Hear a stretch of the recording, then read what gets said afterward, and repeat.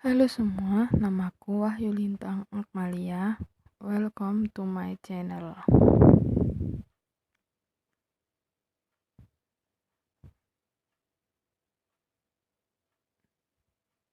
Di video kali ini kita akan mengupas mengenai manipulasi melalui pakan untuk kematangan gonad ikan komet.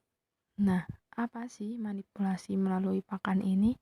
Yaitu pakan yang ditambahkan dengan hormon atau perangsang lain seperti vitamin, yaitu vitamin E, yang guna untuk mempercepat kematangan gonad ikan komet.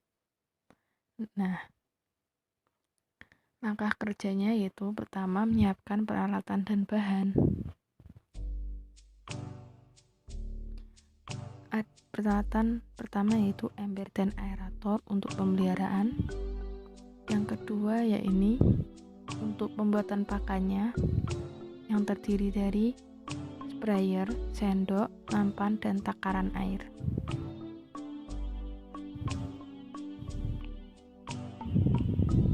Nah, kemudian ada 3 bahan utama, yaitu kapsul vitamin E, air 25 ml, dan pakan ikan. Pakan ikan harus memenuhi standar yang berlaku dan kebutuhan nutrisi untuk ikan yang baik.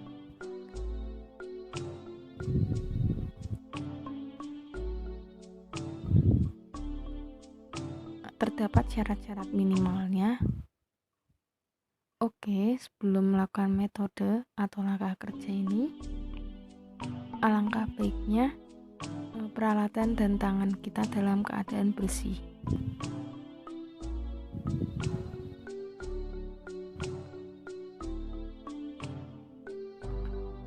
Tahapan pertama yang akan kita lakukan yaitu memindahkan pakan ke dalam nampan yang agak lebar. Hal ini bertujuan untuk memudahkan saat pencampuran dengan larutan vitamin E nanti. Tuang pakan dengan hati-hati dan jangan lupa ratakan pakan agar mudah saat penyemprotan vitamin.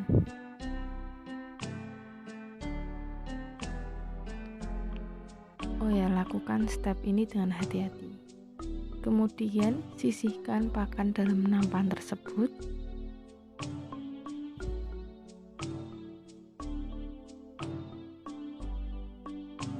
Lalu siapkan air 25 ml, kemudian kapsul vitamin E, kemudian tuang ke dalam air dengan dosis setengah dari kapsul vitamin E.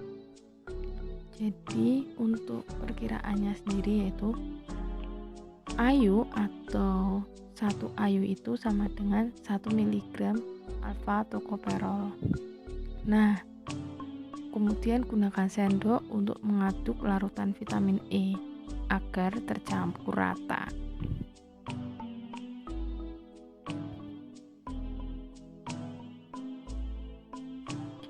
Larutan vitamin E yang sudah jadi tadi kemudian dimasukkan ke dalam sprayer. Nah, sebelum dimasukkan ke dalam sprayer, air langka sprayernya yang akan kita gunakan tadi juga dalam keadaan bersih ya, dan masih baik untuk digunakan. Oke, buka terlebih dahulu tutup sprayernya, kemudian tuang larutan ke dalam sprayer secara hati-hati.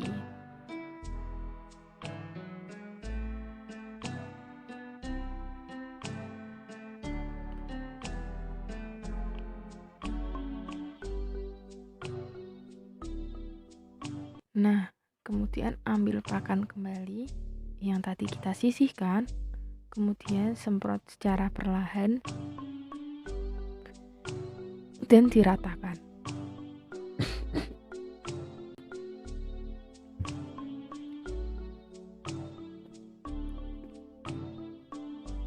Semprot larutan vitamin E tadi secara merata ke pakan, dan jangan lupa saat melakukan proses ini selalu diratakan dengan cara digoyangkan ke kanan kiri atau ke atas bawah secara hati-hati. dan perlahan. Ulangi proses ini sampai habis.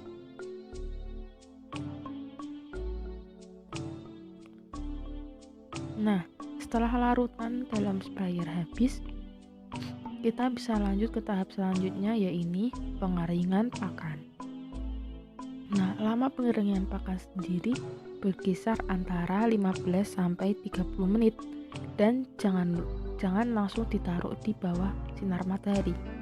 Oke, setelah pakan kering, kita langsung pakan dapat disimpan di tempat yang tertutup rapat, seperti contohnya toples. Nomor 3, pemeliharaan dan pemberian pakan. Nah, pada tahap ini, wadah atau ember diisi dengan air sampai dengan volume yang sesuai.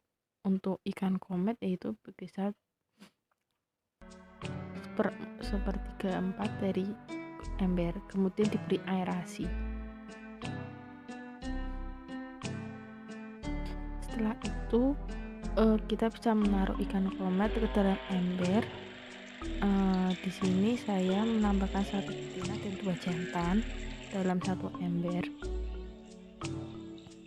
Nah, kemudian diberi pakan dengan suplementasi vitamin E yang kita buat tadi, dengan dosis yang diberikan secukupnya tapi tidak berlebihan,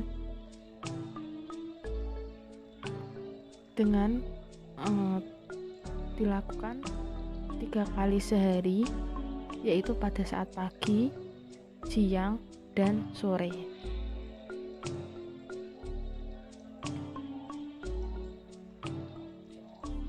Pemberian pakan ini bisa berlangsung selama kurang lebih 1 bulan.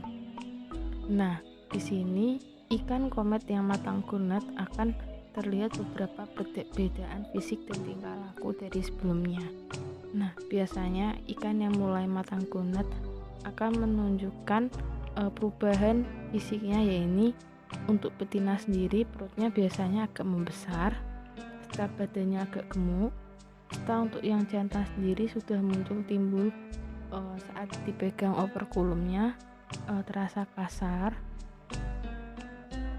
dan gerakannya juga jauh lebih gesit.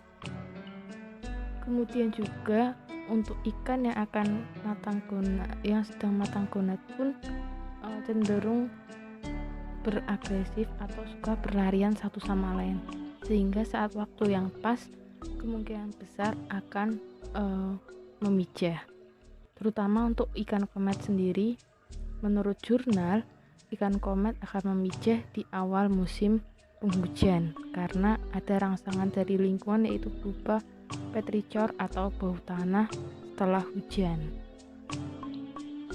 Nah, dengan vitamin E ini, vitamin E juga membantu untuk proses fitogenin dalam perkembangan oosit atau telur di induk betina. Oke, sekian